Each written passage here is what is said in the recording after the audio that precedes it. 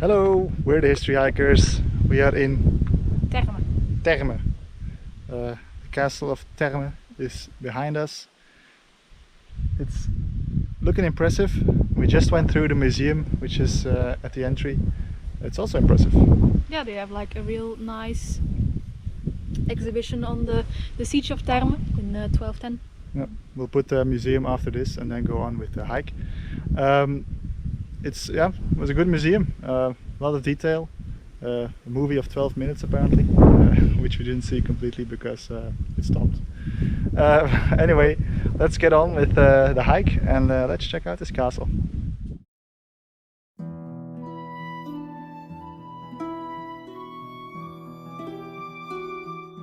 Situated in the Haute-Corbière in southern France, the castle of Terme rises at a height of 470 meters on top of a rocky pog, overlooking the Gorge du Termenès. In the oldest sources, it is mentioned as Castrum Termarum, Castrum Finarum, or Castrum de Terminis. Our walk takes us through the remains of the old castrum or fortified village, which was moved to its current location in the valley after the castle was conquered during the Albigensian Crusade. The village was the first line of defense for the castle.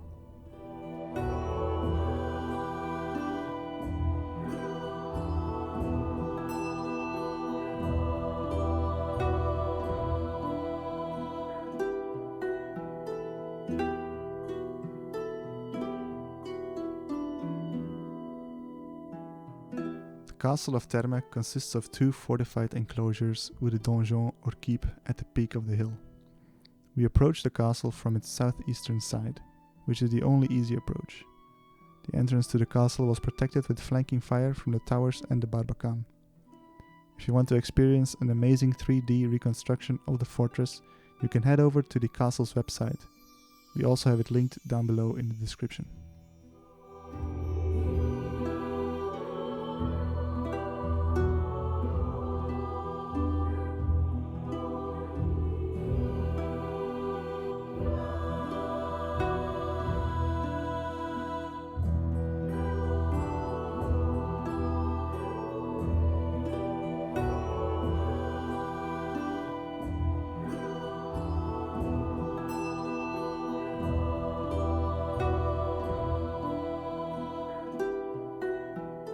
The first mention of the powerful lords of Terme was in 1061 with Olivier Bernard de Terme.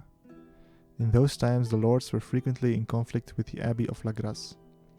One of frequent topics of dispute were the silver mines of Paleyrac. It would even lead to the excommunication of Raymond I of Terme in 1062 for building a fortification on abbey lands.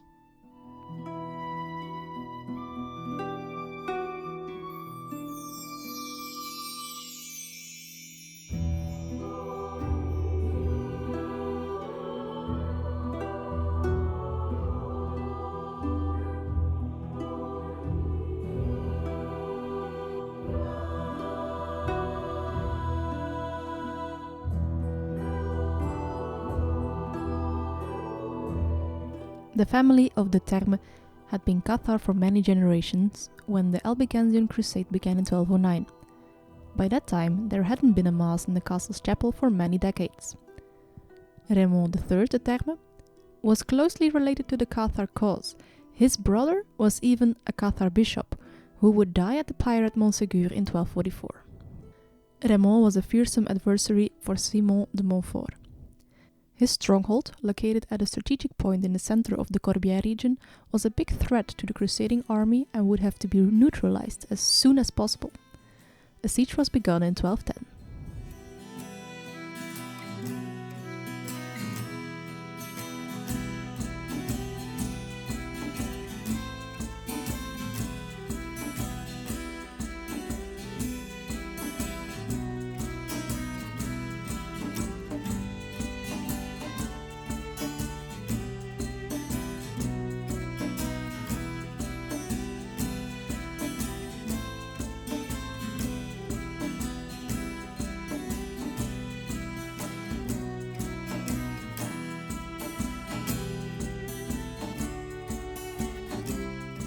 The castle we see today is a huge ruin.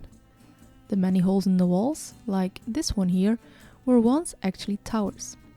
They were demolished in the 17th century.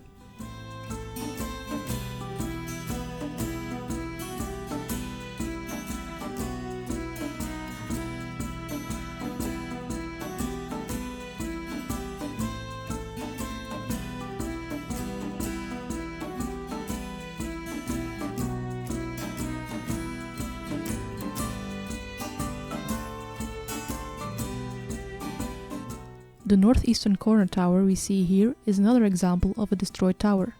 Nothing but its base remains.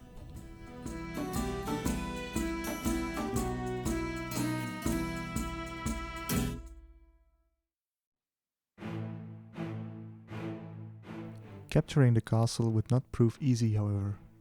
The castle was located at an almost impregnable position with ravines on all sides but one. Despite the forward outpost of Termenet falling early on in the siege and huge siege engines being set up to pour fire upon the castle, it would still take months to force the defenders to surrender. 140 days into the siege, Raymond III had to negotiate when his food and water supplies were running low. The night before the surrender, however, a huge rainstorm swept over the region, refilling the cisterns.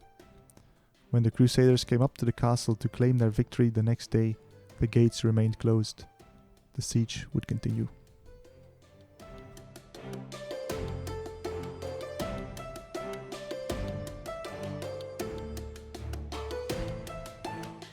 Here in the northwestern corner we have the postern gate. Entering or leaving the castle from here certainly isn't an easy task.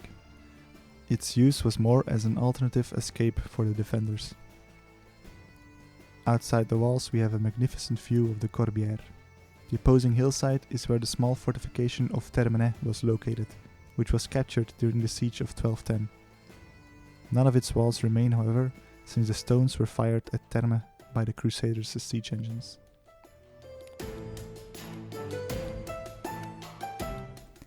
We climb up to the highest point of the castle and pass by stairs on the left. What's left of this building housed a cistern.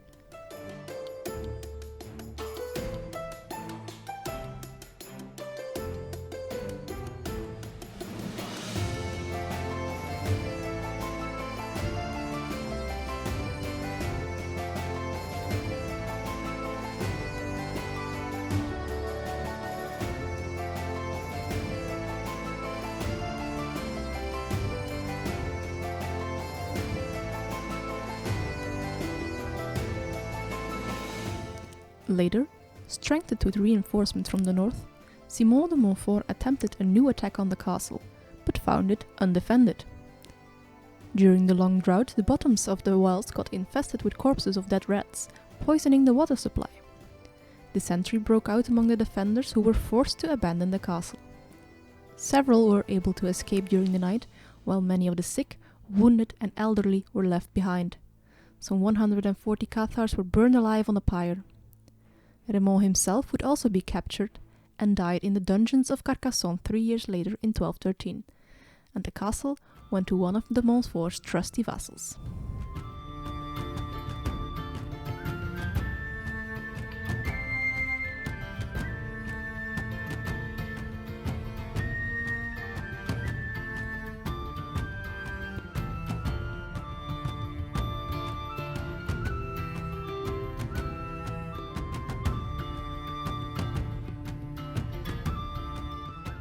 Next we enter what is left of the castle chapel. One of the windows is beautifully shaped as a cross. Its construction dates from after the Albigensian Crusade.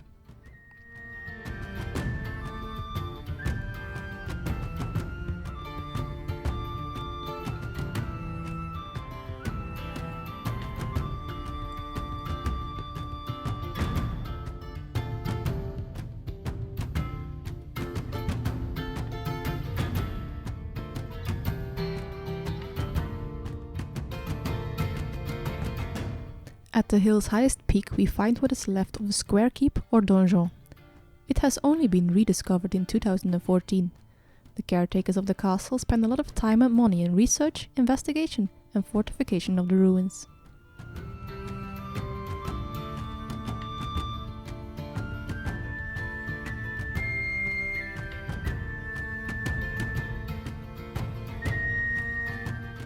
in 1240, after the lands were pacified by the French king, Olivier, Raymond's son, would join forces with the Occitan nobles in trying to recapture their lands.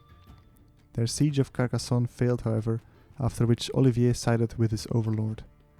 He joined the French king in his crusade to the Holy Land in 1250 and would become one of the most loyal subjects.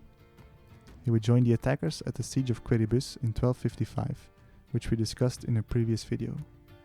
As a reward for his support to the king's cause, he was granted parts of his family lands, among which the castle of Aguilar, which we showed in last week's video. Olivier died in 1275. With the death of his son Raymond, the line of De Terme died out.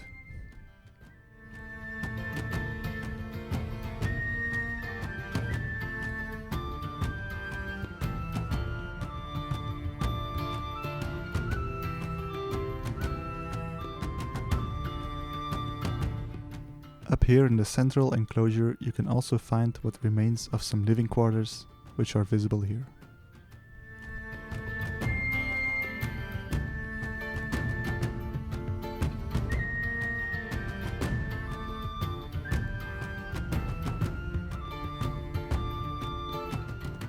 During the French period, after 1228, the castle would undergo reconstruction and fortification, just like the rest of the captured castles.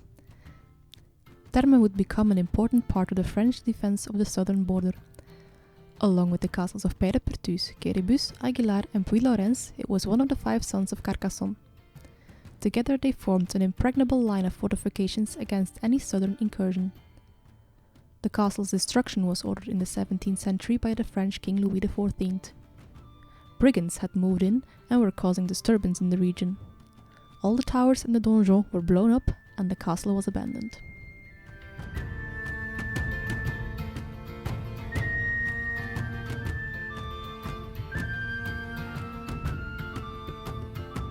We end our walk around the castle in the southwestern corner, and with it we also end our videos from the Pays Cathare, which we shot in September 2021. We are, however, glad to say we'll be going back to southern France this year, if COVID restrictions still allow it, of course. More videos are certain to come up from that trip. For the coming months, however, we have other exciting things lined up from France, Belgium and Germany, so be sure to stick around for those. Thank you for hacking along. Let's go to the outro. This was Château de Terme. It was impressive, I thought. What did you think? Yeah, impressive, especially with the location again. Yeah, the views are great. The fog has finally cleared, or we just went downhill. Yeah, beautiful location, beautiful castle. And now it's time for the subjective arbitrary castle score. And I'm gonna go for an 8, the same as Aguilar. I think I might go a bit lower, like 7.5 maybe.